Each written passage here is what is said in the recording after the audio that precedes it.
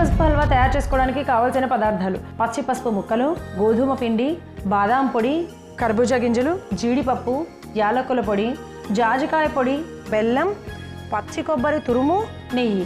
పచ్చి పసుపు హల్వా తయారు చేసుకునే విధానం: ముందుగా స్టవ్ వెలిగించి పాన్ పెట్టుకొని 1 చెంచా నెయ్యి వేసి అందులో కర్బూజా గింజలు, జీడిపప్పు ముక్కలు వేసి చక్కగా వేగించి తీసి పక్కన పెట్టుకోవాలి. ఇప్పుడు 1 కప్పు బెల్లము, సరిపడా నీళ్లు పోసి కరిగించుకోవాలి. మరొక వైపు పచ్చి పసుపును మిక్సీ జార్లో తీసుకొని మెత్తగా గ్రైండ్ చేసుకుని ఈ మిశ్రమాన్ని బెల్లం పాకంలో వేసి కలుపుకోవాలి. తర్వాత గోధుమ పిండి కొద్ది కొద్దిగా వేస్తూ ఉండలు లేకుండా కలుపుకోవాలి. ఇదే మిశ్రమంలో కొబ్బరి పొడి, బాదాం పొడి, 1/2 చెంచా జాజికాయ పొడి, యాలకుల పొడి, అలాగే ముందుగా వేయించిన కర్బూజా గింజలు, జీడిపప్పు గింజలను వేసి తిప్పుతూ నెయ్యి వేసుకుంటూ కలుపుకోవాలి.